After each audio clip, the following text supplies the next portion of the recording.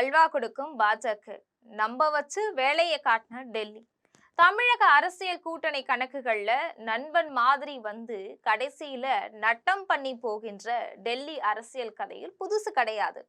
அதே வரிசையில தான் இப்போ அன்புமணி ராமதாஸ் விவகாரமும் பேசப்படுது. வெளிப்படையா பார்த்தா பாஜக அன்புமணிக்கு ஆதரவு மாதிரி பேசுது. நீங்க தான் பாமக முகம், நீங்க தான் லீடர்னு நம்பிக்கை கொடுக்குது. ஆனா உள்ளுக்குள்ள ஓடுற அரசியல் வேற லெவல் கணக்கு தான் இப்போ அரசியல் வட்டாரத்துல கிசுகிசு. பாமகன்னு சொன்னாலே சின்னம், சின்னம்னு சொன்னாலே அதிகாரம். அந்த கட்சி சின்னம் யாருக்கு கிடைக்கிறது அப்படிங்கறத அடுத்த கட்ட அரசியல் திசையை முடிவு பண்ணும். இந்த இடத்துல தான் டெல்லி அரசியல் கையாண்டு விளையாடுறதா சொல்லப்படுது. அன்புமணி அணியை நாங்க உங்க பக்கம்தான்னு நம்ப வச்சு கடைசியில பாமக சின்னம் டாக்டர் ராமதாஸ் அணி பக்கம் போகிற மாதிரி சூழல் உருவாக்கப்படுகிறதா ஒரு குற்றச்சாட்டு. அதாவது மகன் கையில அதிகாரம் வரக்கூடாதுன்னு நேரடி எதிர்ப்பு கிடையாது. ஆனா சின்னமே கிடைக்காத நிலை வந்தா அரசியல் தானாகவே கட்டுப்பாட்டுக்குள்ள வந்துடும். இதுக்கு பிறகு வரும் அடுத்த மூவ் தான் ரொம்ப சுவாரஸ்யம்.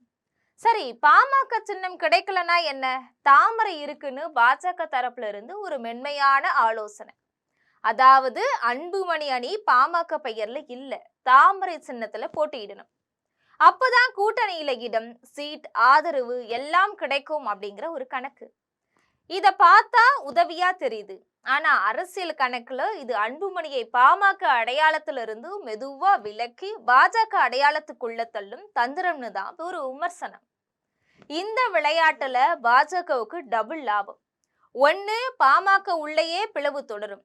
ரெண்டாவது, அன்புமணி தனியா தாமரை சின்னத்துல வந்தா பாமகன்ற தனி சுய அடையாளம் தளர்ந்து பாஜக அரசியல் விரிவாக்கம் நடக்கும். அன்புமணி அரசியல் ரீதியா வளர்ந்தாலும் அது பாஜக குடைச்சாயலுக்குள்ளதான் இருக்கும்.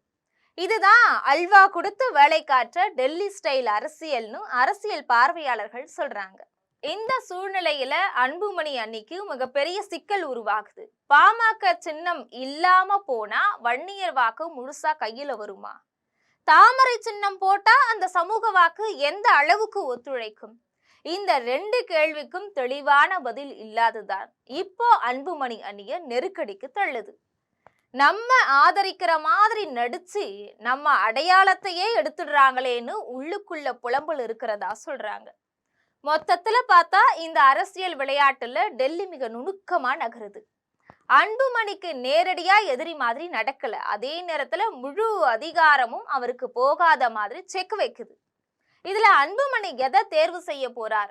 பாமக அடையாளத்துக்காக போராடலா, இல்ல தாமரை சின்னத்துல அதிகார அரசியலா? அந்த முடிவே அவரோட அரசியல் எதிர்காலத்தையும் வன்னியர் வாக்கு அரசியலோட திசையையும் 2026 தேர்தலுக்கு முன்னாடி தீர்மானிக்க போகுது.